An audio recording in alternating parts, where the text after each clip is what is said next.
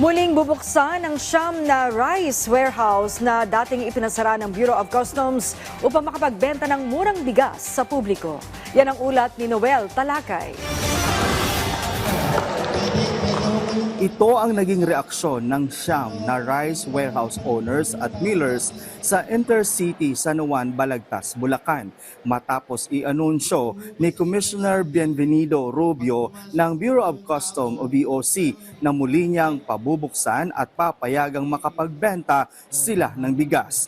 Pero sa isang kasunduan, naghahanap po kami ng proof of payment of duties. Kung wala pa po silang may pakita ngayon, wala akong problema. They are given 15 days to present. aniya ayaw naman niya maging hadlang sa pagkakaroon ng mabebentang murang bigas. Kaya naman ang Bureau of Customs na lang aniya ang gagawa ng paraan para mabantayan sila habang di pa nila nakukumply ang kanilang mga dokumento. Ang sabi ko, imo-monitor ko na lang po yung labas ng magas galing sa bodega nila.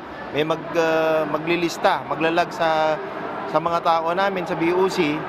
Ang siyam na rice warehouse owners at millers sa Intercity San Juan, Balagtas, Bulacan ay pinasara ng BOC nitong Lunes matapos mapag-alaman na mayroong umano itong mga smuggled rice mula sa Thailand, Pakistan at Myanmar. Agad naman nakipagdialogo sa kanila ang Department of Agriculture o DA kasama ang ilang miyembro ng House of Representatives sa pangunguna ni Congressman Erwin Tulfo. Ilan sa kanilang napag-usapan? Nung may NFA po, kontrolado. Kasi ang NFA, meron na po kayong pan-support na mabababa. Mungkahin nila NFA na ang bumili sa kanilang mga bigas. Nakikiisa sila sa kadiwa ng Pangulo at magbebenta sila ng murang bigas na pwedeng mabili ng 40 hanggang 45 pesos sa palengke. Well, we need the help of Congress, no? Para maibalik sana maibalik yung powers ng NFA, and it will take a law.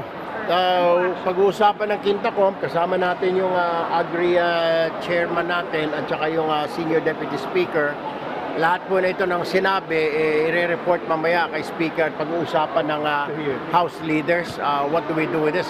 Ipinangako rin ng grupo ng mga rice warehouse owner at miller sa Intercity Balagtas, Bulacan na magkakaroon sila ng mobile truck na magdadala ng murang presyo ng bigas sa mga palengke. Kami po lahat maglalagay at maglalagay po kami ng retail namin para po makabili po si Juan at si Pedro ng mababang bigas.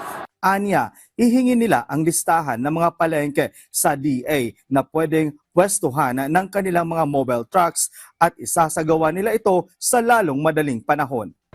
Ayon sa Department of Agriculture, ang kanilang kasunduan ng mga rice warehouse owners at millers ng Intercity Balagtas, Bulacan ay malaki ang tulong para sa kadiwa ng Pangulo kung saan nagbebenta ito ng mga murang bigas at mapapalawak pa sa iba't ibang mga palengke ng bansa.